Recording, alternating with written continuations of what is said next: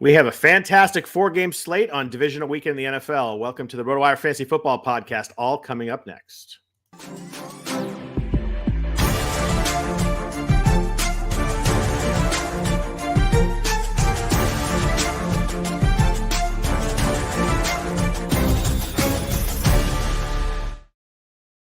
Happy Friday, everybody. Welcome to the Rotowire Fantasy Football Podcast, the Friday DFS version. We are sponsored by WynnBET. We have been all season long. We appreciate them for that. If you could please rate and review the podcast, that'd be fantastic. Also, I am Scott Jenstad, joined as always on Friday mornings by Ryan Belongia. We are going to be talking the 4 divisional games this week. After a weekend of blowouts and big spreads, we've got 4 really good games. The highest spread's 5.5. We have 3 games with the spreads under 4. This should be a really fun weekend. Ryan, how are you? Oh, I'm doing good. Yeah. Last week, not many close games, all the chalk won or all the favorites won. But the good thing about that is now we have all great games this weekend. I feel like you're throwing some shade already saying all the favorites won when you know there was one underdog that won. Oh, yeah. I'm sorry about that. The 49ers looked really good for the majority of the game. Pulled the upset of the Cowboys. And then looked really bad for like 12 minutes. Yeah, Jimmy almost gave it away, that interception he threw. I couldn't believe that. But yeah, the Niners are looking pretty good. I'm a bit worried about my Packers.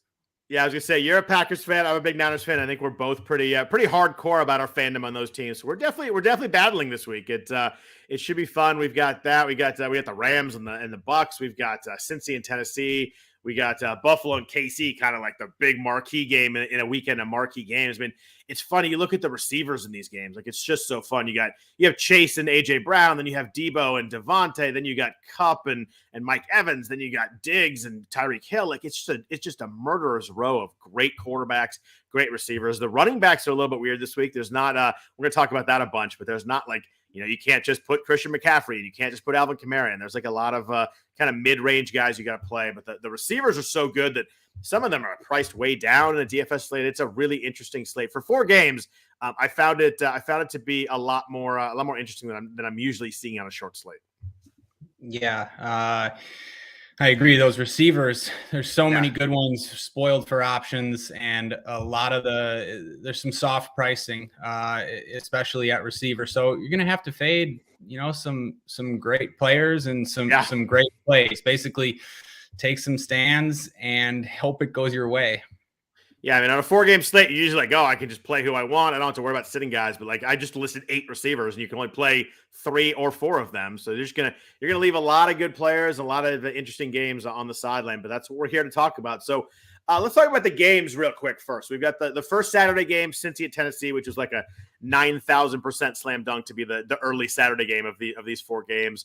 Cincy is an underdog. They're traveling to Nashville. Tennessee's favored by 3.5. Over under this game is 47.5. It's funny. You look at like weighted DVOA, just looking for like team strength. I know that's just one stat, but you've got 8 teams, and 6 of them are inside the top 8 of weighted DVOA this weekend. This game features neither of those. So this is definitely the game where, it's a little bit lesser teams, but Tennessee earned that number 1 seed. They beat Kansas City. They beat Buffalo. Like, you can't say they got lucky, but they're 13th in weighted DVOA. Cincinnati's 14th. It's the only game that the teams haven't played yet this season too. It's the only non-rematch game, which is kind of interesting. Bengals have never won a road playoff game in the history of their franchise, which is a crazy stat to me. They're 0-7. The Titans, for what you want to say, they're 8-3 against teams with winning records. They've won games they're supposed to. They beat the Bills, the Chiefs. They beat the Niners. So they got a lot of really good wins. And Derrick Henry's back this week too. So this game gets a little spicier when you add the big guy in the mix. Yeah. So I like both of these teams. I think more than the public throughout the year.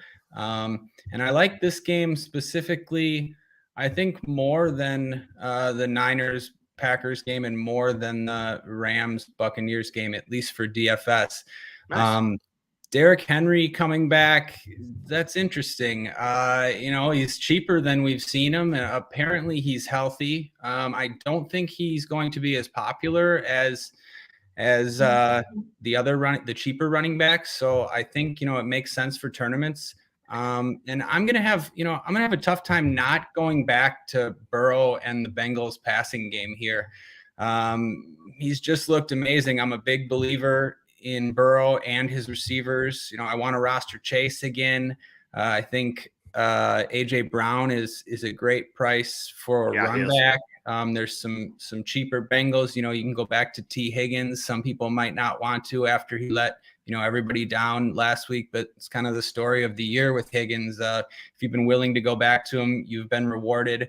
And I guess I kind of, from a betting standpoint, the three other totals besides the KC Buffalo game, are all about the same, 47, 48. And I kind of like this game to go over. I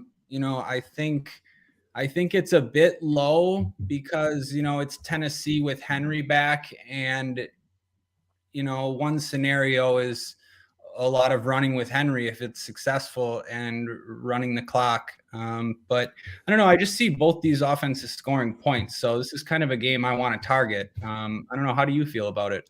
I like that. That's a good take right there out the gate. That's it's funny. You mentioned the three games kind of clumped together. I was going to note that later, but Buffalo and Kansas City is an over under of 53.5. Obviously, people expect a lot of fireworks with probably the two best fantasy quarterbacks in that game. And then the other three games, you're right.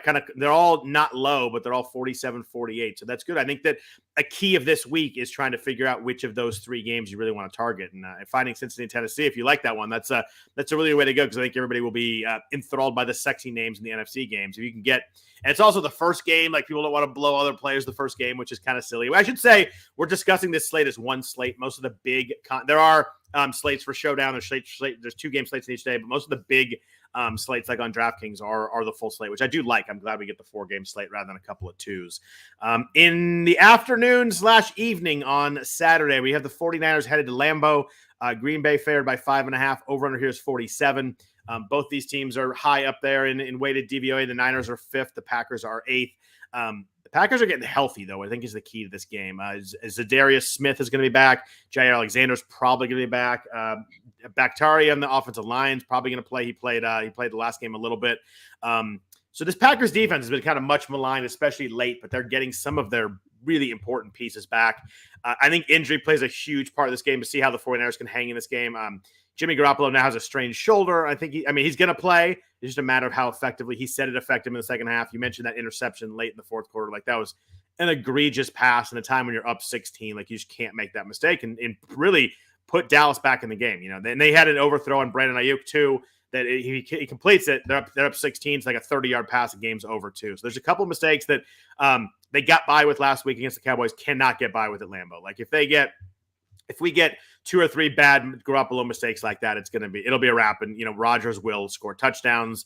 He's not gonna get field goals. He's not gonna have drive stalls. So you can't make those mistakes. And then on defense, Nick Bosa's in the concussion protocol. I don't think they can win this game without him. I think if he's out, I think the game is pretty much. You never know with turnovers and stuff, but I think he is monumentally important to the 49ers having a chance in this game because they have to rush Rodgers. They have to get there without blitzing. And then Fred Warner hurt his ankle, and I thought he hurt his knee. Like the way he grabbed at it in the game. There's like 8 minutes left in the game, but he's supposedly going to play. We'll see how healthy he is. But fun game, you and I battling. The Packers have beat them the last 2 regular season games. The Niners have eliminated Rodgers 3 times in the playoffs. So I think Rodgers wants this game a freaking ton. Yeah, I think he does too. He loves playing San Fran. That was a fantastic breakdown. I agree. Thank you. I agree. The Nick Bosa and Fred Warner. That's the key. That's the key for the Niners to stay in it if they can get to Rodgers. And Bosa looks as good as just about any defensive lineman. Like, by the way, him not getting first or second team All Pro. I think I don't really care about All Pro and Pro Bowls and stuff, but like him not getting one of the first 2 teams is absolutely. There are a lot of good pass rushers, but he is definitely among the elite.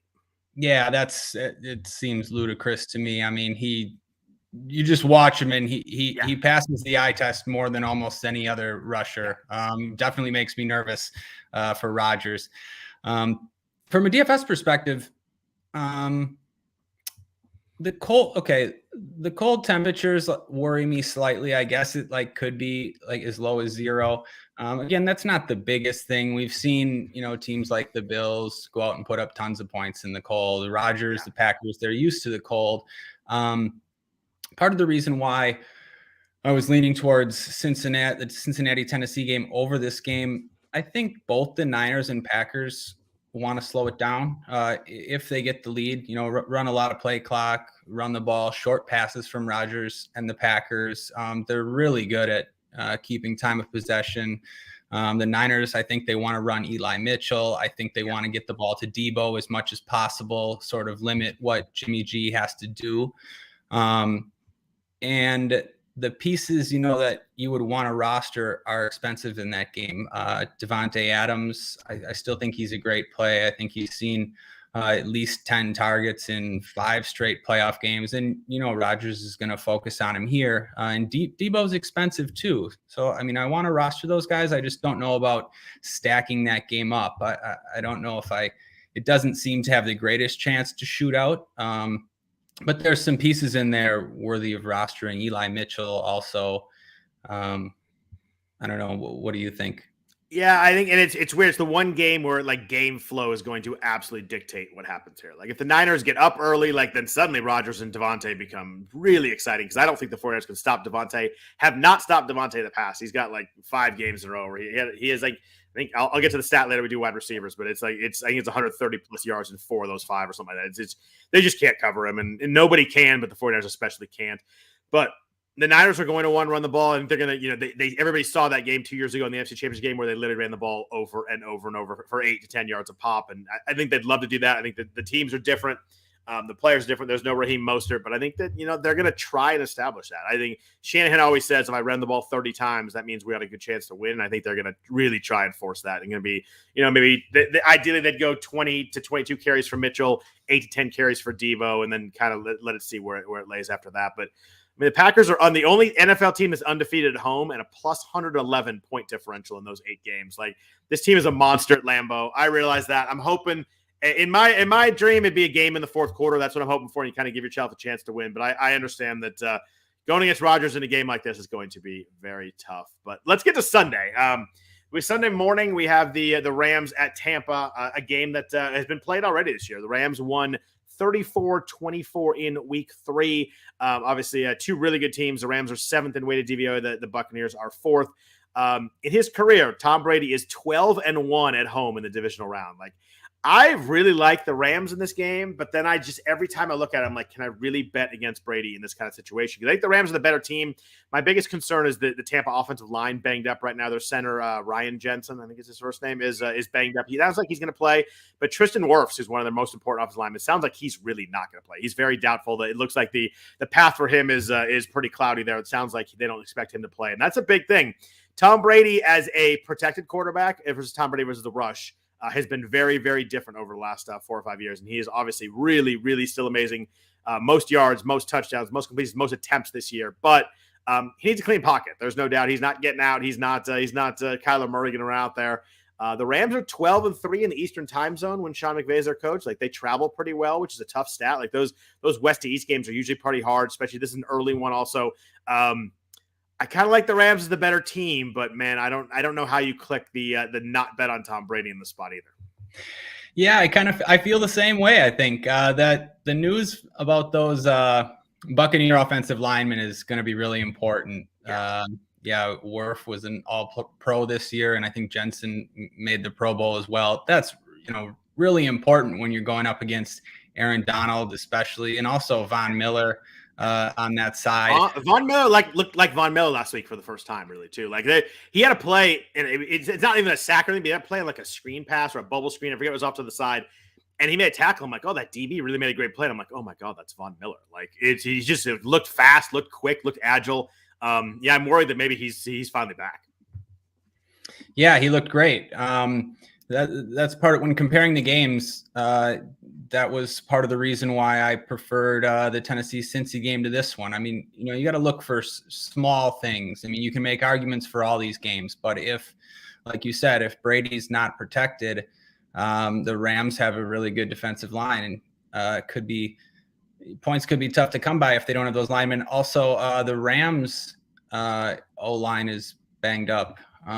Somebody's out. I forget who it might be, Whitworth, or he's questionable, or I suppose I should have looked that up. But either way, the Bucks have, we know they have a great run defense. Stafford he's been pretty hot and cold this year. You know, his pick sixes have been well documented. But yeah, I want to like the Rams too. It's one of those things like Brady never seems to lose in these spots. And I've been against Brady multiple times in past seasons, and he pretty much beats me every time, like you say. So yeah, I want to like the Rams too. I mean, is Brady just going to keep doing it? Maybe. This is a tough game for me. Yeah, it is Andrew Whitworth, by the way. He did not practice on Wednesday or Thursday, so he's the one that's up in the air. He's obviously very important for their offensive line. But yeah, I mean, fun game. I'm looking forward to watching this game, but I think I agree with you. And the interesting part of this game for me is that both teams really, really play the run well. So like, you've got to think that both teams, I mean, I think Brady threw it 65 times or something in their first matchup. Granted, they were behind the whole game, but like, these are two teams that, like, the running game, I mean, Cam Akers looked pretty good last week, not per carry, but like, he kind of looked like he had that burst and had a nice catch. But you just wonder if this is going to be both teams dropping back to throw 50 times just because they can't run the ball. So it's kind of an interesting dynamic that way. And I do kind of like it from a DFS perspective for the passing game, just because I think both teams are going to struggle to run the ball. You know, we don't know how healthy Leonard Fournette is. He said he's going to play, you know, and playoff Lenny says he's going to play. You know, you know he's going to play. But I think it's an interesting game because I think both teams are going to have to throw the ball, and that opens it up a little bit for us, kind of playing from the fantasy angle. Last game is the big game in terms of stats and fantasy and names. It's Buffalo and Kansas City. I think everybody in the AFC has been circling this game. I think we all thought it was going to be the AFC Championship game, but they play a week early. Tennessee beat both of them to earn the number 1 seed, so here we are. Easily the highest total of the week at 53.5. The Bills won this game pretty handily in week 5. It was 38-20. They were up a little bit more than that, I think, going into the fourth quarter. But the KC the KC offense is different than it was the first half of the year. They lead the NFL in percentage of drives scored and scoring touchdowns the last 6 weeks. Like, they are rolling right now. I think the key to this game, the Bills have a definitely a much better defense when you look at stats. They both have great offenses. The Bills have faced a lot of weak offenses. They haven't faced a lot of top 10 offenses, and the ones that did scored some points on them. I think it was Tennessee and KC, and there was one other team they played in there that scored a lot of points on them. But I think it's clear the Bills statistically have a better defense, but you know, with these two quarterbacks, I'm not sure defense is going to matter too much.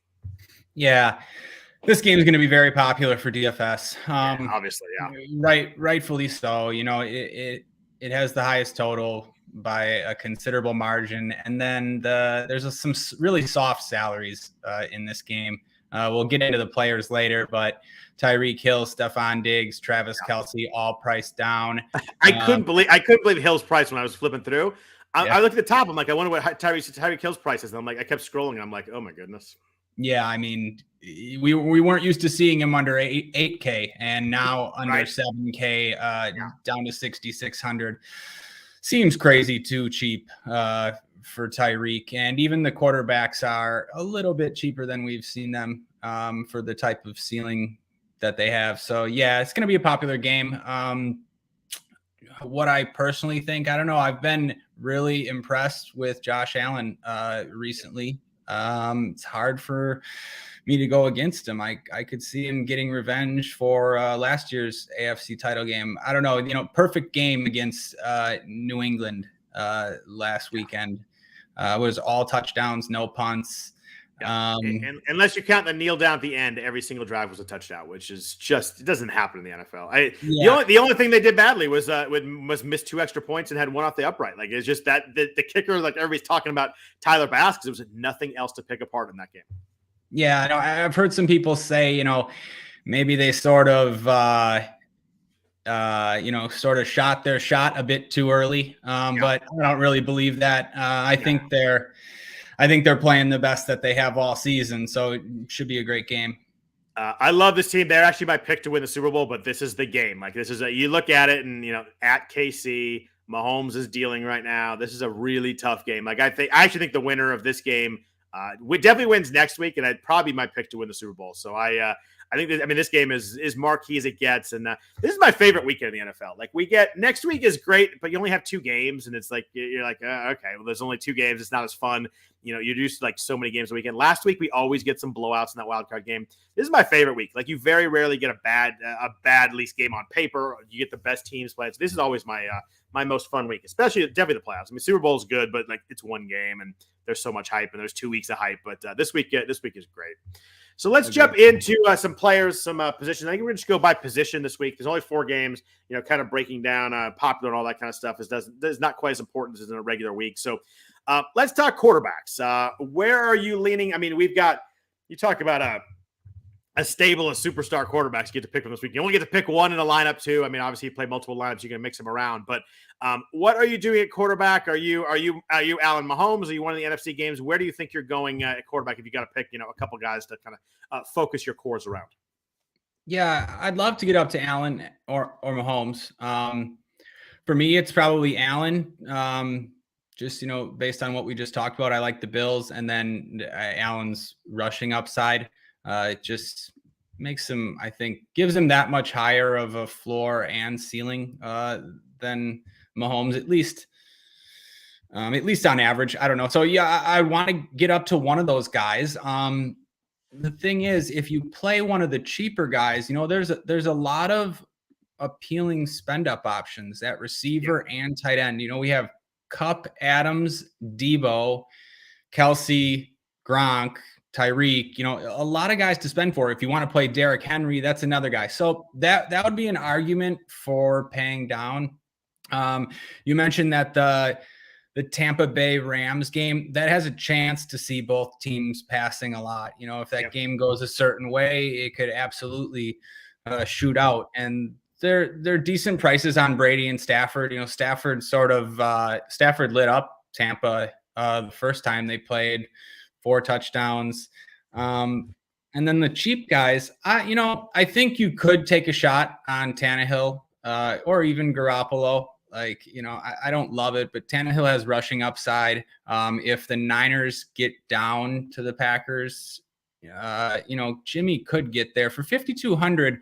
All he really needs to get is 20 points. And if your expensive guys go off, Jimmy doesn't need to be the highest scoring quarterback for that lineup construction to work.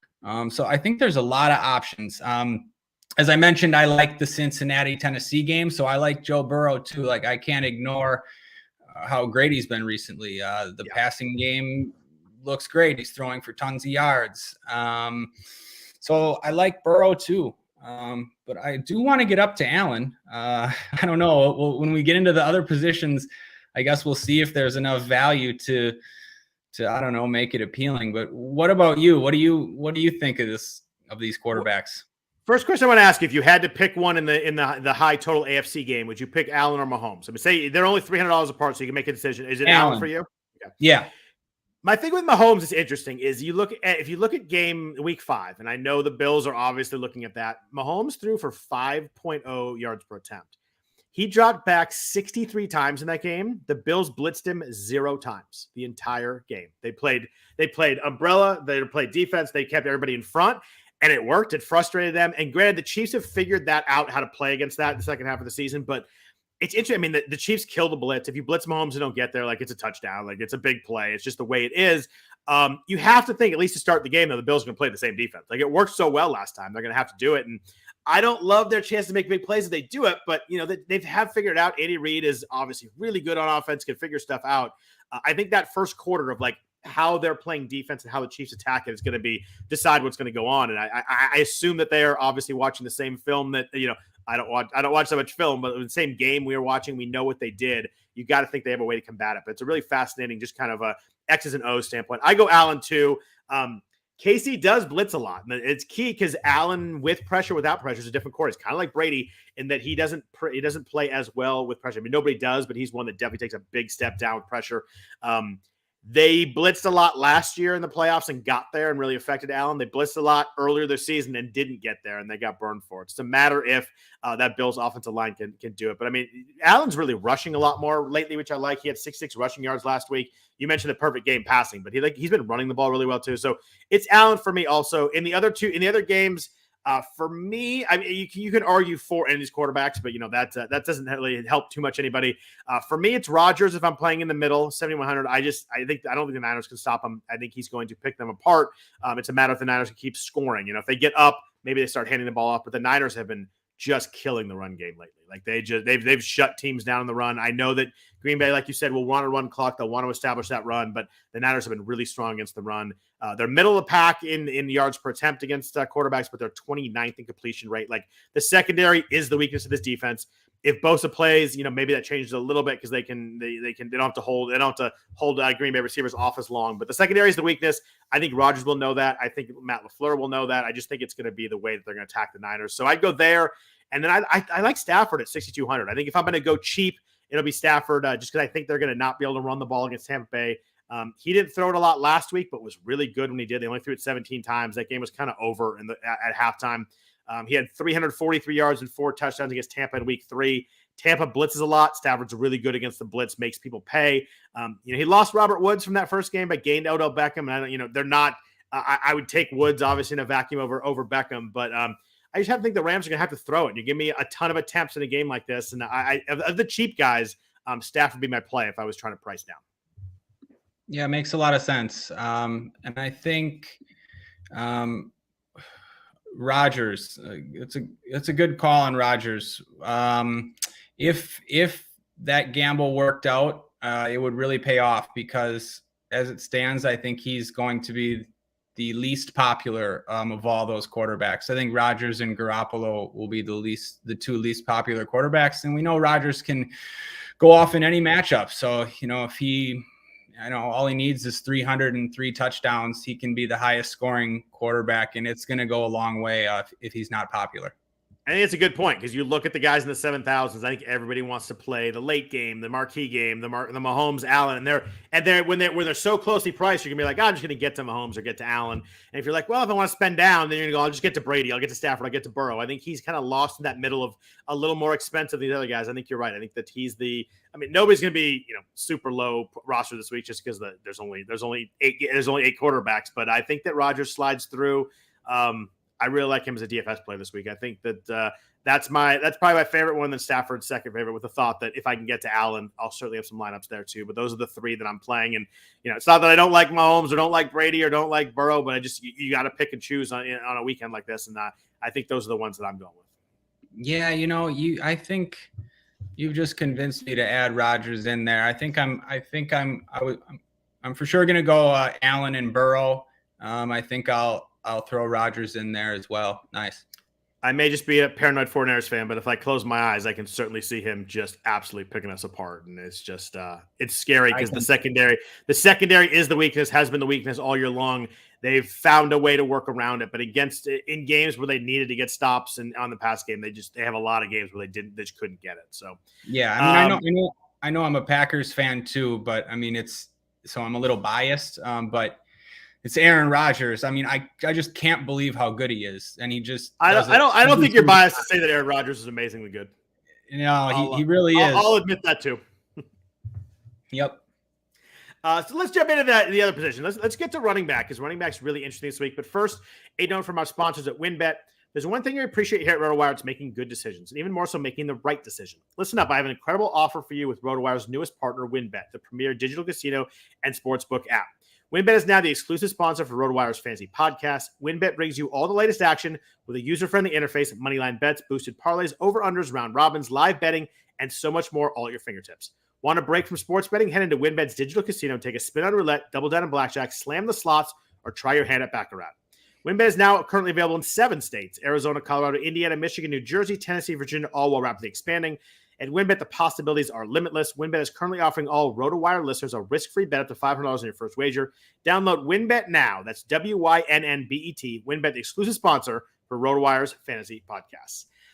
So let's get into running back. Running back is tough for me. Like, I looked at quarterbacks and receivers. I'm like, I like all these guys that pick easy. Like, it's hard to pick, but it's easy to find guys that you like. I'm going to start with the 3 running backs that are at the kind of top of the salary scale. We have Derrick Henry, 7,500. Aaron Jones is 6,800. Joe Mixon is 6,600.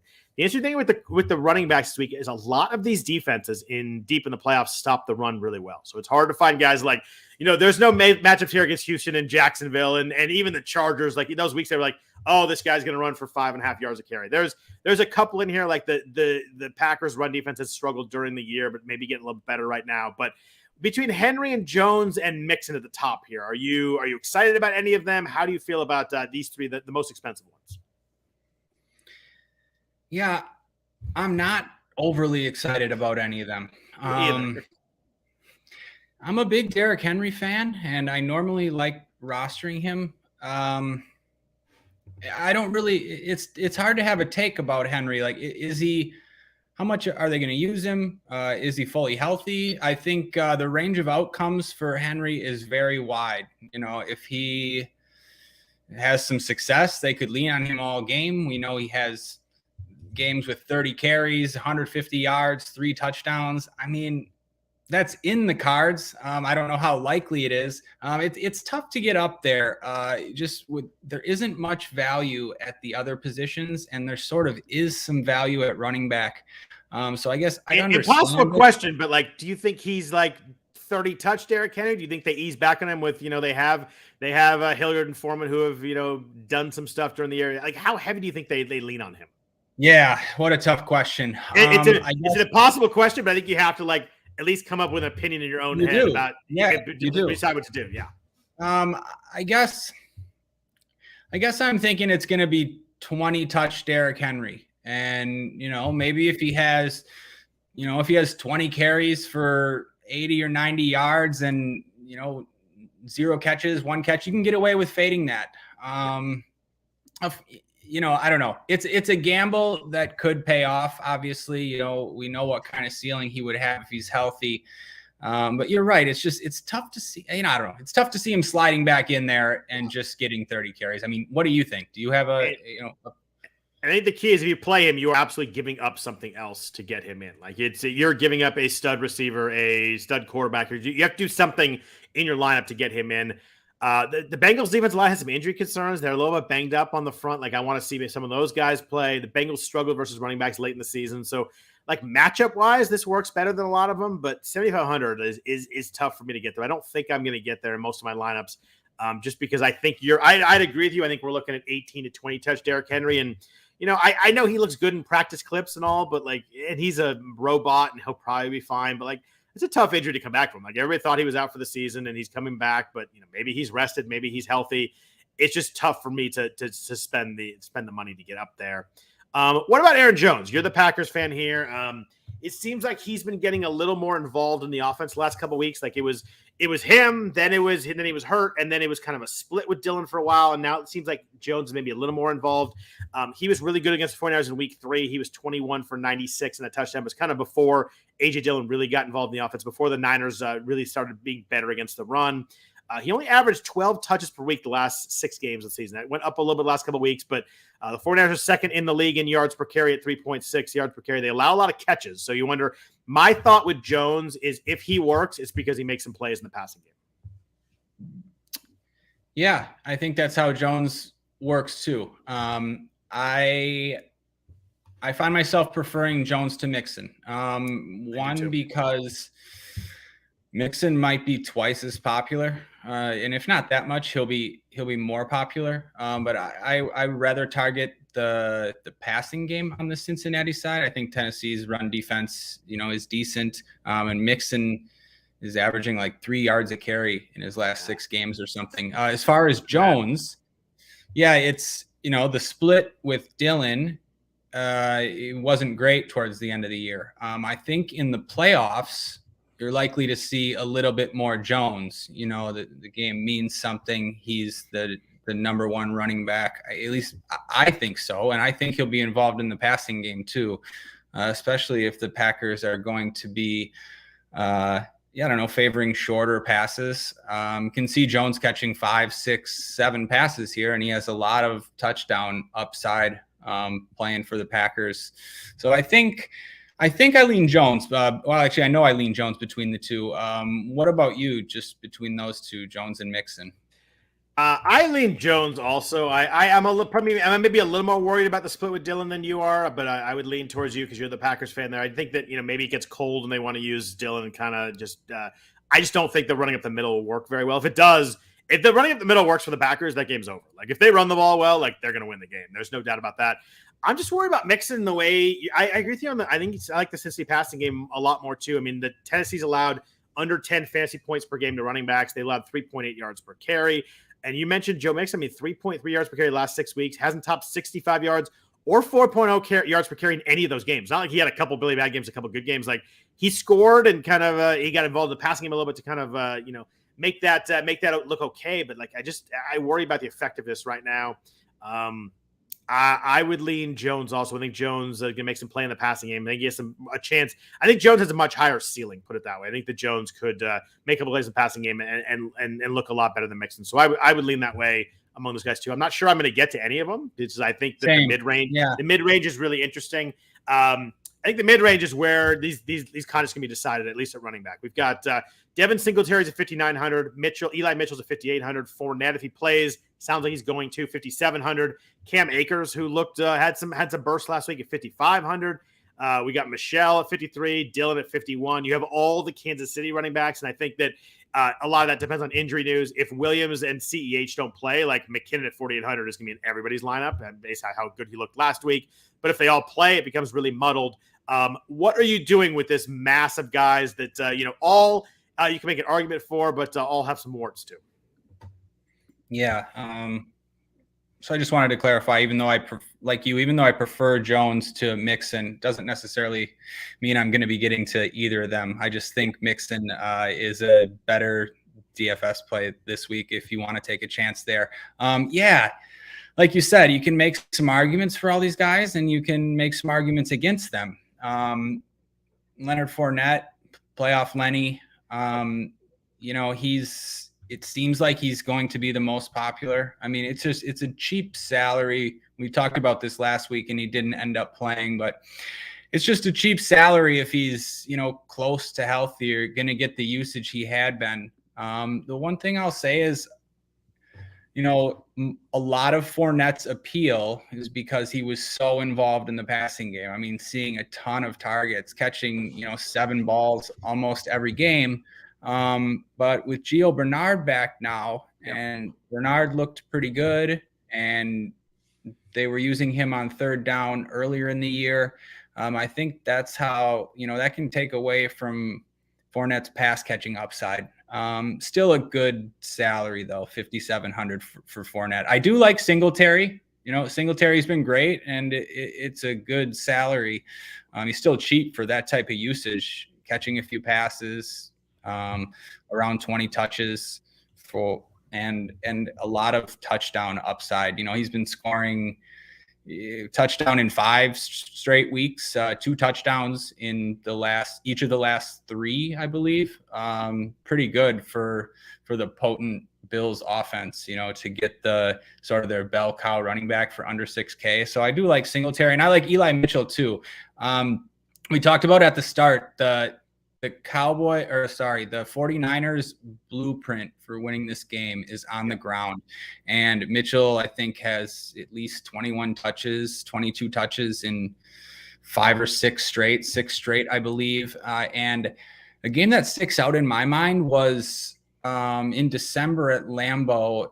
The Packers could not stop Nick Chubb or anyone who ran the ball for Cleveland, but specifically Chubb. Like, they should have lost that game if it wasn't for bad play calling by the Browns. And so I've seen the Packers sort of get run over. So, I mean, Eli Mitchell definitely could rush for 100 plus and a TD in this spot. That's what the Niners want to do. I know the Packers got some defenders back, but still, so I think if I had to pick, Singletary, Fournette, and Mitchell, I guess, to summarize. Yeah, Cam Akers looked great, but I just tend to avoid running backs against Tampa. But you can go there. And then KC, man, Darrell Williams just crushed me last week. Oh, that was we talk about chalk bust. That might have been the biggest chalk bust of the year. Like, once CH is out, everybody had Williams.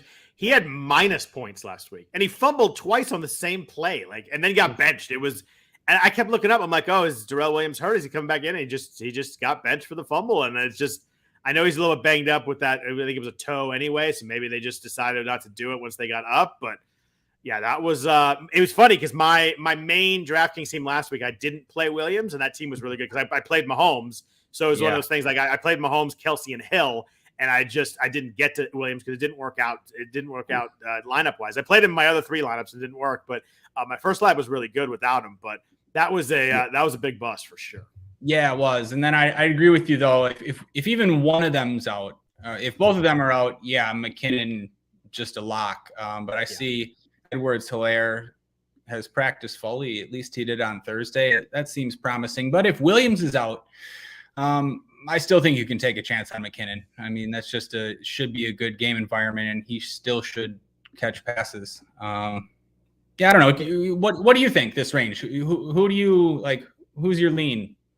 Yeah, I mean, as I looked at it and I opened the slate, I was pretty much like Singletary and Mitchell, and I'll just call it a day, and I'll play those 2. I'll save the money on the top guys. I'll spend a little more than the bottom guys, and I'll call it a day. But I wonder if a lot of people are going to go to that. Like, you just wonder, like, they kind of stick out. I mean, Singletary, especially under 6,000, he's just been clear. I mean, the problem in the offense playing running backs early on was there was him and Zach Moss or him and Matt Breida. Like, they were kind of splitting. He's like 90% of the touches the last 6 weeks. I think he's 85%. So he's above 80% of the touches the last 6 weeks. Like, it's been Singletary and nobody else. Like, they use him a little more at the goal line. Like, used to be Josh Allen would just run it in. Now Singletary's getting touchdowns. The key for me here is that Kansas City was 30th in the NFL in yards per carry. Like we talked about, so many teams are good at stopping the run. Kansas City is not one of those teams. They have been better as a defense the second half of the year. I know that they've done a lot of things better, but I think you can still run the ball against them. I think Buffalo wants to run the ball against them. I think it'll be Allen and Singletary. But then you get Mitchell's the same kind of thing. Like Green Bay is 4.3 yards per carry. They're about middling. But like you said, they got thrashed by some running backs at spots, and no other running back touches it for the 49ers. They didn't have a running back that touched the ball last week. I mean, Debo gets his 8 to 10 carries, and I think it works really well. And the key for me is that you put both those guys back there and you run one in motion and you do something, everybody follows Debo. Like, it's set up for Mitchell to do well. And the Niners are stubborn as hell. If they're down 14-0, they're not going to stop running the ball, at least, early in the fourth quarter, sure. But like, they're going to establish the run. They're going to try and run no matter what. If it's not working, they're just going to run it again. Like, they won't go away from it until you get to a point where there's no choice but to go away from it. So those 2 for me, but I think what that does is it makes the other guys in this range interesting, because I think they're going to be lower roster than those top 2. I think that Singletary and Mitchell will be very popular. I agree with you on Akers. Like, playing a guy against Tampa Bay to run the ball is really tough. He looked good. He had a 40-yard catch. He played 32 snaps more than Sony Michel, which I think is the most important stat there, is how much he played. But Singletary and Mitchell, I think, stick far ahead from me. I think Jarrett McKinnon, if someone's hurt, sticks out too at 4,800. I mean, he caught 6 passes last week. He had 12 carries.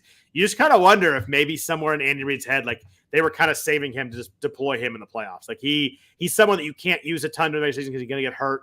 But he certainly has always been very skilled. He was on the Niners the last few years, and I always just wanted him to get healthy and see what he could do in that offense. Just never happened. There are a couple bursts he had, but in this offense right now, if they use him that way, he's pretty dangerous.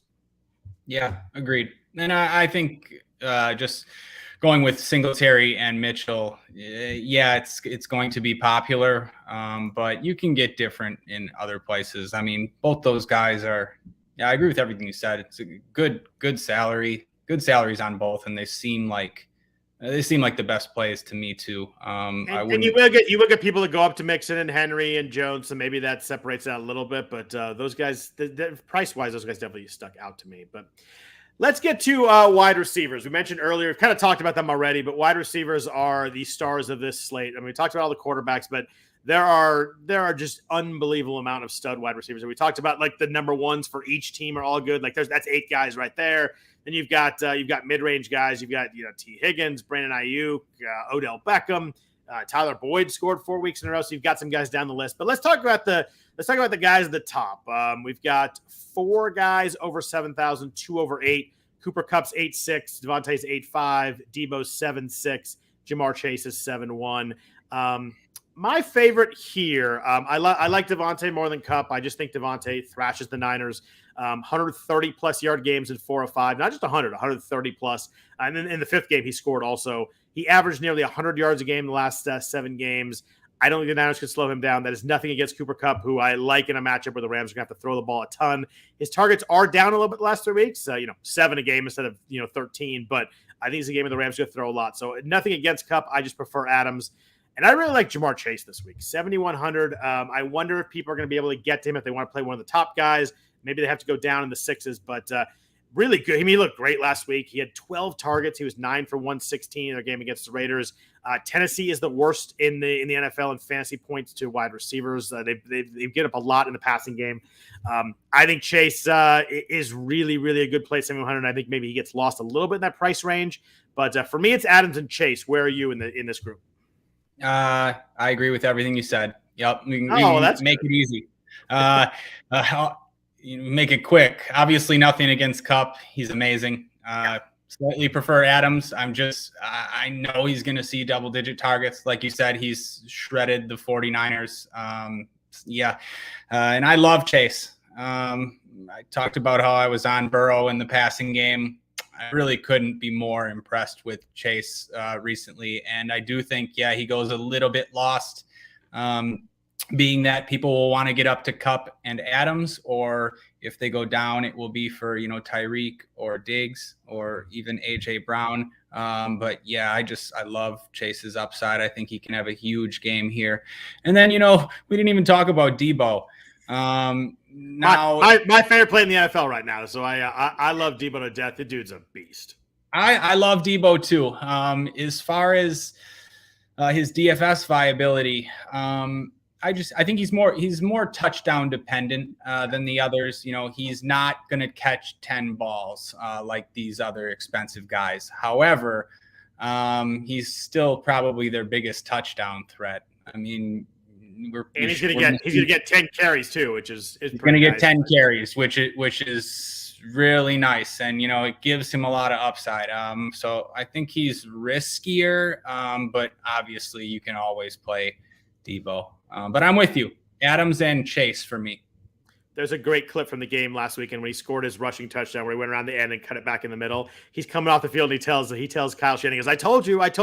And Shanahan's response is, thank you for telling me. So that was awesome. It was pretty wild. That was a great clip. And you could tell that Shanahan just loves Debo too. Yep. So let's jump into the mid-range receiver is unlike any mid-range we've had all year. Usually we're like, there's guys in here, we like Brandon Cooks. We like guys that, maybe break out. The mid-range receivers we get 6,000s are Mike Evans, Tyreek Hill, Stephon Diggs, and A.J. Brown. Like, we're talking about stud wide receivers. They're usually in the mid-7s, maybe up into the 8s. What the heck are you doing in this range with these guys? You can't play them all, but, they'll all be popular. They'll all be interesting.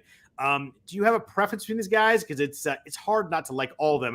You look at the price and you're like, oh my God, how do I not play Tyreek Hill at 1,600? How do I not play Diggs at 6,500? How do I not play AJ Brown at 6,200? What are you gonna do with these guys? Because you have to pick and choose at some point. Oh man, it's tough. Yeah, you can prefer any of these guys, I guess. I don't know, like for me. So it's tough for me not to play Tyreek Hill as the first one. Now that's tough because I said I preferred Josh Allen, and so it would make me want to pair him with Diggs. But I don't know. I think we've seen enough times now that you just don't need to do that. Not for Allen to get there, and just Diggs. He hasn't been great, and there's a lot of pass catchers in Buffalo that Allen spreads the ball around to. I still think, it's a good salary for Diggs. It's the cheapest we've seen all season. He can have a big game, but it's hard not to roster Tyreek for 6,600. I mean, like you mentioned, this is where this is the salary of, DJ Moore and Jalen Waddle and, even Brandon Cooks some weeks. And I don't know. I thought Tyreek looked good. He's supposedly healthy. So hard not for me to go there. And I do like AJ Brown a lot too. I think he's a perfect run back. If I'm going to stack Cincy, I think there could be some, if Henry isn't going to run the ball 30 times, and maybe he's not 100% healthy, they should run some play action, and it should work much better. And Brown has big upside, so I like going there. And I guess that's kind of where I'm at. I like Higgins too, but that's a little bit cheaper. I don't know. It's tough not to, we like all these guys. But I guess if I had to pick one, it's probably Tyreek. I don't know. It's just too tempting for me. What about you? Yeah, I think I'm going to try and find a way to play two of them in some line. Definitely in as many of my lineups as I can. I mean, it's funny because I did game by game just by the time they start. So I started with Cincy and Tennessee, and I'm like, oh my god, AJ Brown 6,200. That's going to be 100% owned. And then I realized I got into the other players. I'm like, oh well, there's other guys in 6,000s too. Mine is actually Tyreek. Also, I think just the targets are guaranteed. I think that if Buffalo plays the way they played last time, he's going to get 13 targets underneath, and it's going to be huge in PPR. He may not hit that big play, but you're going to get he had 13 targets. I think in the first game he was 7 for 63, which is not very exciting, but a not very exciting 13-point floor. Like you can build on that. He can hit a big play. He can score on one of those short passes. I just think the targets are guaranteed built. He played 80%, 77% of the snaps last week, which is the key to me coming off that heel injury. Diggs is like fascinating. He had 2 games over 100 yards all year after the huge monster year last year. Kansas City with 29th in fantasy points to wide receiver ones. Like they got beat by wide receiver ones. He led the NFL in end zone targets, but like they just spread the ball around more. Like there's Dawson Knox in the red zone. There's Cole Beasley. There's Emmanuel Sanders scored last week. There's Gabriel Davis scored last week. They just have a lot of guys, and they're just a little more spread it around, I think, than these other teams are. So just I think Diggs will be. I mean, he had 4 targets last week. That's it. I mean, they just spread the ball around and they scored 5. Allen had 5 touchdowns and Diggs had 4 targets. Like it's just a little concerning. But it's Stephon Diggs. He's awesome. Maybe in a game like this, you lean on him a little more. But I think I'd lean to Tyreek also in this group. If I had to pick one, it'd probably be Tyreek. If I had to go 2, I'd go Diggs over Brown. I think Brown has huge upside and is nice in the fact you play the game that's not as popular, but just a little. He's very boomer bust. Like he has 8 games under 50 yards, but the booms are huge. I probably just trust his quarterback less than I do the other guys, which at the same price, I would go Hill first and then Diggs second. But Makes sense. In the cheaper area, let's go just the 5s real quick, and then we'll get down to the really cheap ones. You're going to have to play some of these guys to get other players in. T. Higgins, 5,700. Odell Beckham, 5,300. Brandon Ayuk, 5,200 of the guys in this range. Do you have one in this range that really sticks out to you especially well? Probably T. Higgins. Yeah, probably. Hard to argue that. I mean, you're right. He kind of has when he has the down games, he tends to bounce back pretty well. I will say though, if because Chase has been so successful and the Burrow's been looking for him so many times, Chase is seeing double-digit targets now. There's a good chance that could happen again, and if that does happen, that's not good for Higgins. I mean, a similar thing could happen to what's been happening, but that's just one scenario. So Higgins his salary is down now for the type of upside he has. So I think I prefer Higgins. Between Beckham and Ayuk, probably a slight lean to Beckham. I don't know. What do you think about that range? It's tough. I mean, Ayuk has weirdly been consistent the last 3 months. After he got out of the doghouse, he has double-digit PPR scoring at 8 of 11, 6+ targets in 7 of 9. He's better against zone coverage with Green Bay, pays a lot. But I really like Odell Beckham the most in this group, 5,300. They are using him in the red zone, which I like. I mean, when they get to the point, they get down there, they seem to throw the ball to him. His TDs are short, but he's getting them. And I just think the Rams are going to have to throw the ball a ton in this game. I worry that Niners are going to run the ball a lot. If they get a lead, which I doubt's going to happen, but they'll run the ball a ton.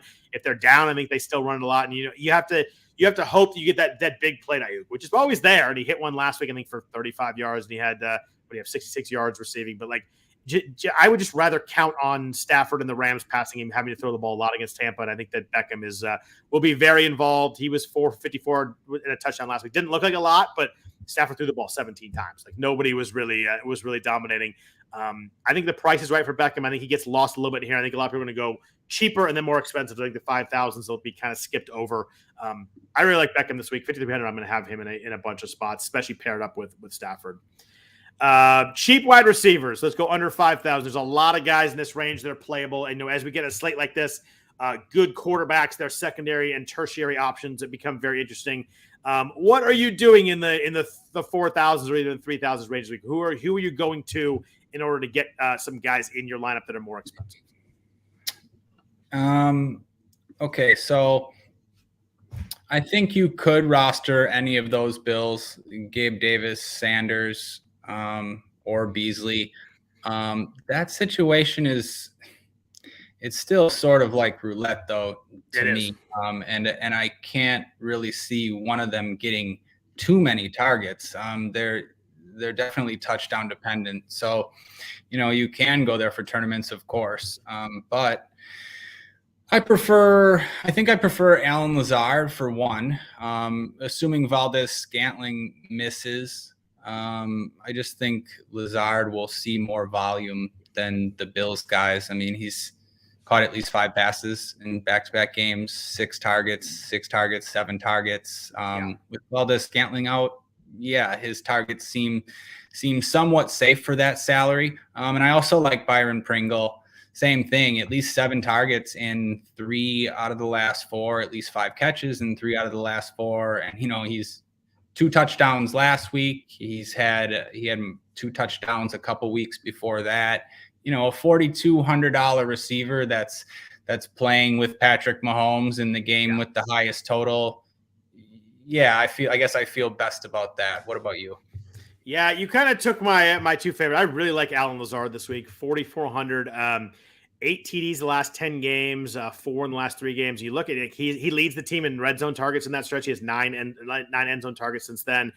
The targets you mentioned are there, 6, 7. He had a 4, a 5, a 6, and a 6. Like, that's not huge, but with Aaron Rodgers, like, those are usually completions. That's really good. He was 6 for 72 in touchdown and 575 and 2 touchdowns in the last 2 weeks. I just think that it's trending towards him being more involved in the offense. I think that whoever the Niners put on him is not going to be great. Their cornerback, and Mosley's going to guard Devonte Adams, and probably not overly well. Nobody guards Devonte Adams well, but that puts a rookie Ambry Thomas, if he's healthy, on Lazard. I think that Rodgers will like to try and exploit that matchup a bunch.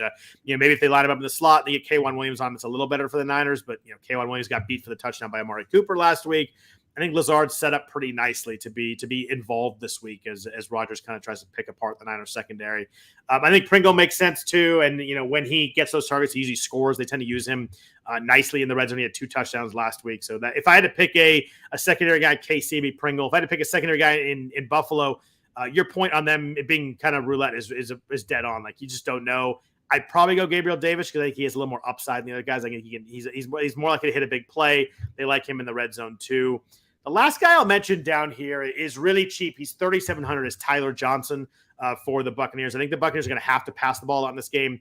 You look at it, the box score does not jump out last week. He was 2 for 30 with 3 targets, but he was 4th in the team in targets. He was behind Evans, but he was behind Gronk and Gio, which is concerning. Like, they use the tight end, the running backs. But if I had to pick a secondary receiver there, it'd be Johnson at 3,700. I think he's a nice way to save some salary this week. And I think the Bucs are just going to have to throw the ball. I think that the way the Rams stop the run, the way this game plays out, I think both teams are going to throw the ball a lot. I think Brady is going to, want the ball in his hands, try and win the game, and I think they're going to pass a lot. So if I had to go under 4, for me, it'd be Tyler Johnson at 3,700. Yep, totally agree. I plan on rostering some Johnson. Agree with everything you said. One last guy to mention in this range. Yep. Randall Cobb's 3,100. And, this is only if, Valdez-Scantling is out, but it looks like he's going to be. Cobb will be the slot man. For 3,100, it's basically minimum salary. We've seen Rodgers target him in the end zone. Even this season, Cobb's caught a few touchdowns. So, it's not out of the realm of possibility that he catches 5 shortish passes and gets in the end zone. Could even catch something over the middle. We've seen him do that this season too. So I don't mind taking a chance for 3,100. Yeah, we know Rodgers loves Randall Cobb, so I think that also helps too. What about tight end? We've got some elite guys at the top. We have Kelsey, Gronk, and Kittle.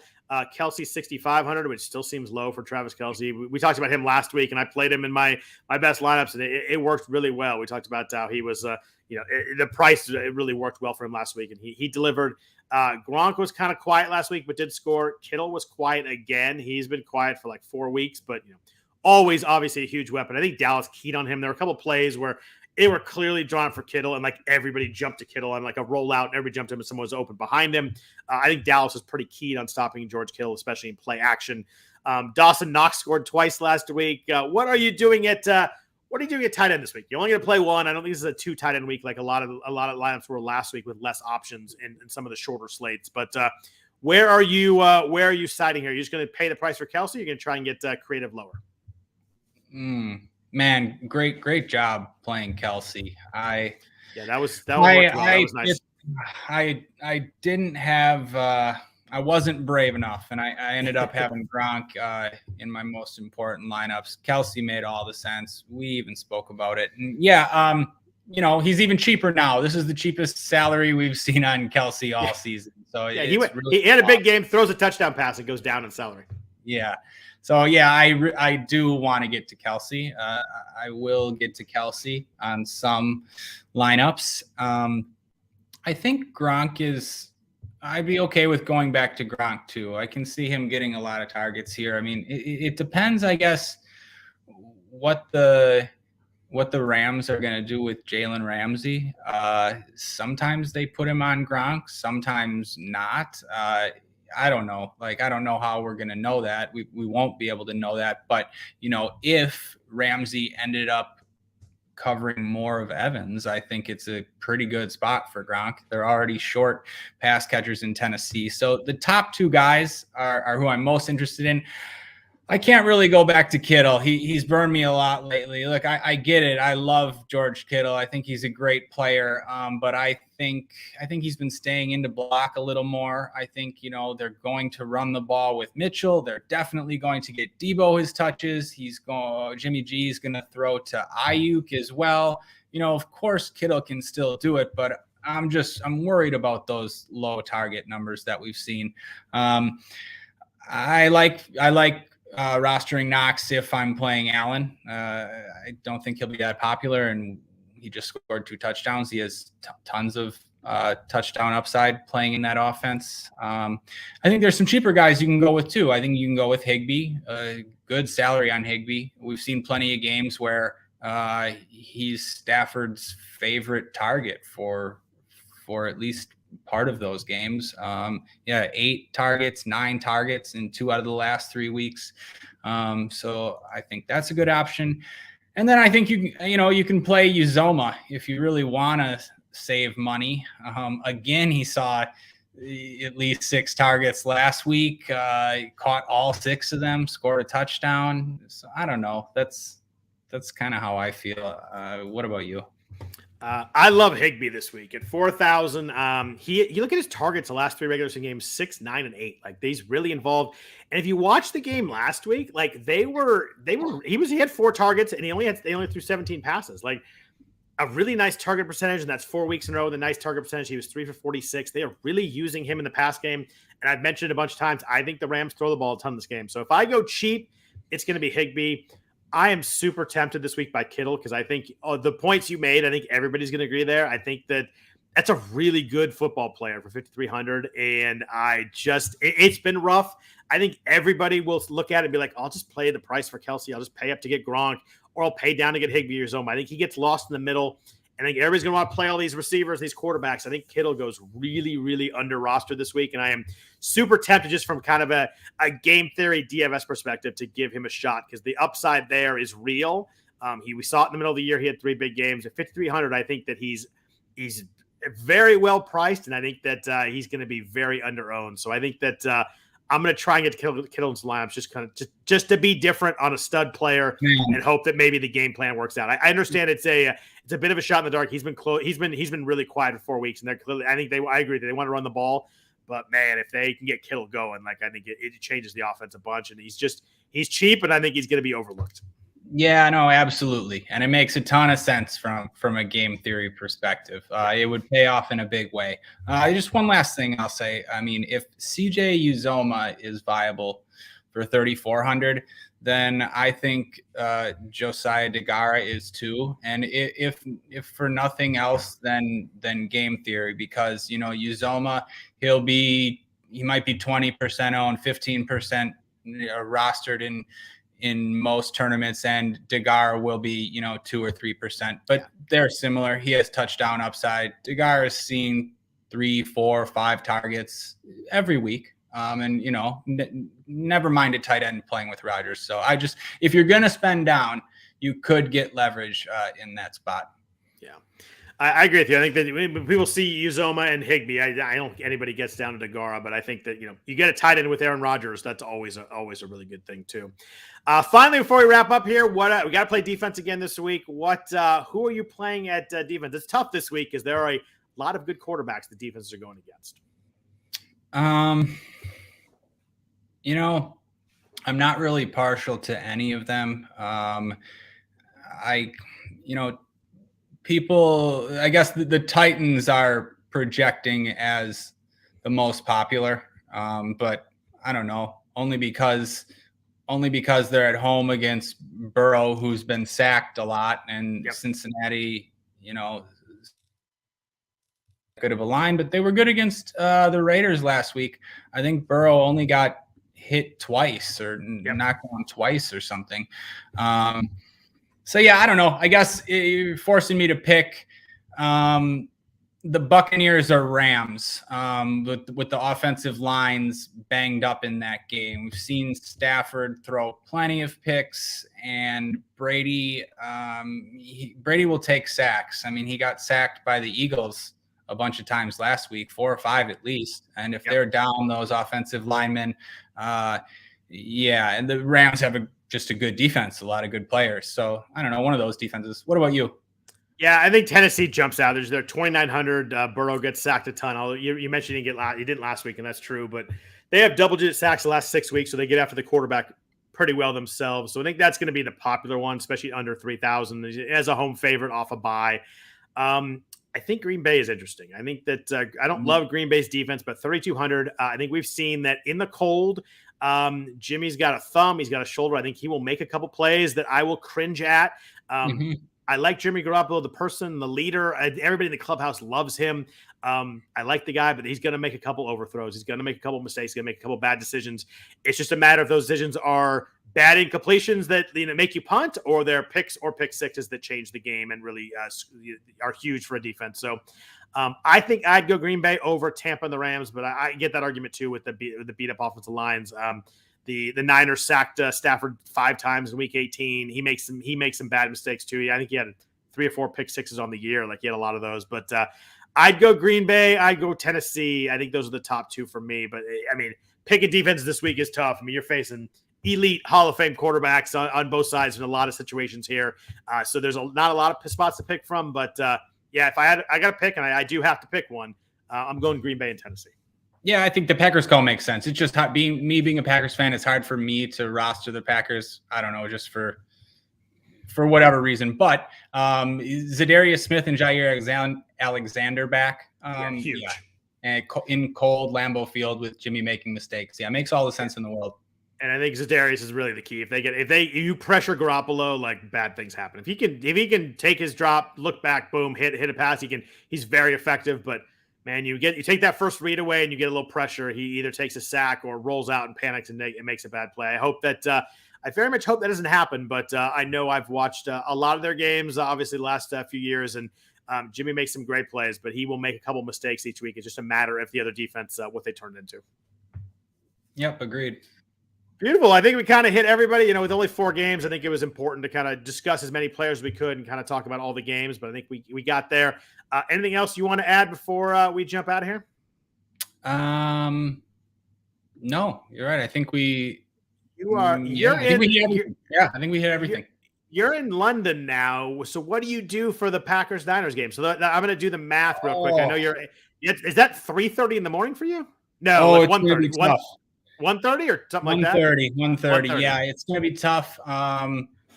At some point, I'll probably get like a 20-minute nap in at some point during the night. 20-minute. Beautiful. Yeah, it helps. Yeah, no, I won't miss that game for anything. But you're I'm going to get up and watch it live. Not I'm going to tape it and watch it in the morning and not. Oh yeah, no, because I'll be making showdown lineups. I'll be watching the other game, which starts at 9, so that'll keep me up. There's UFC on Saturday. There's a big card on Saturday, which also is in the middle of the night in London. So just all that stuff will just keep me up. It'll be tough though. I'll be dragging, but I won't miss it. I was gonna say, I just realized that as we were talking that game really slates at a really bad time for you. Like the Rams Bucks is really nice. It's probably like 6 o'clock for you. Like that's a nice like Sunday night game right there. But I guess Bills Chiefs will be tough too. That's probably about a midnight game. Yeah, and of course the Packers is the latest of all of them. But yeah, we'll make it. Beautiful. Well, Ryan, it was fun as always. I appreciate your time as always. I appreciate everybody listening. If you could please rate and review the podcast, it helps us out a lot. If you want to follow Ryan on Twitter, he's at Ryan Belongia. I am at Scott Jenstad. Jenstad is Jenstad. Other than that, we hope everybody has a fantastic week. I'd say go Niners, but I don't want to do that to my co-host here, so I'll just say hope we have a really good game. But one of us will be happy with, at least there's that. We can't both lose this weekend, which is a good thing. So anyway, hope everybody has a really good weekend, and hope everybody enjoys all these great games. And take care. Have a good one. Yeah, thanks, Scott. Good luck, everybody.